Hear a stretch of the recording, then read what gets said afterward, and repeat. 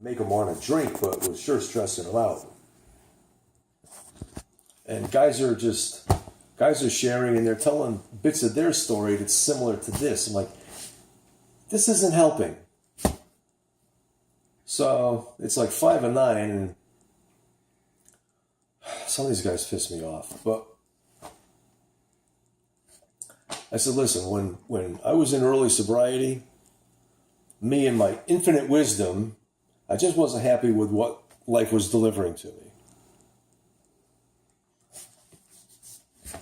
So I found that the Serenity prayer works really, really well. There's times I had to say it over and over, back to back, just take a breath in between and say it again a couple of hundred fucking times before my stupid ass would calm down. And part of it is you focus on that and whatever else is bugging you just kind of dissipates. But it's a perfect cure for whatever's ailing you. Yeah. And I explained it. I said, and here it is. Let's take it apart. First word, God. No matter what your concept of God is, it doesn't matter. But here you are, immediately reaching out for help from a power greater than yourself. You don't have to define it. Who cares? Grant me, please give to me the serenity. Let me get some peace around this situation. To accept how do I do that? To accept the things I cannot change. That's how you get the serenity, by accepting the things that you cannot change. Right. Exactly. And then, cool, okay, well, give me the courage to change the things I can, which is this. Mm-hmm. Those things I cannot change, that's pretty much everything outside of me. I can influence it, maybe. It's not my job to change it.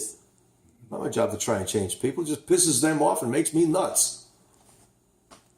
I elaborate a little bit more, but and the courage to change the things I can. It's me and my perceptions and my core belief system, which may or may not be accurate, and to take some instruction and the wisdom to know the difference, so I don't drive myself nuts and piss people off trying to change that which I can't and neglecting the things that I ought to be changing.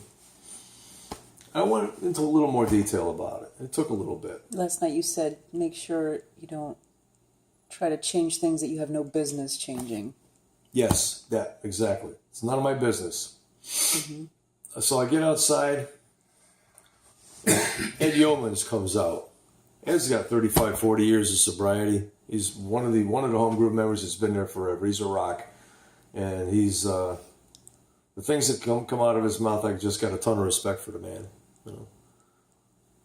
And he comes out and he walks up to me and he grabs me by the shoulders and he said, Rick, that was the best explanation of the Serenity prayer that I have ever heard in all my years of Alcoholics Anonymous. You should get that on tape or something. I looked at him and I said, Ed, I love you. So we hugged and he went home. Yeah. Accepting what I cannot change.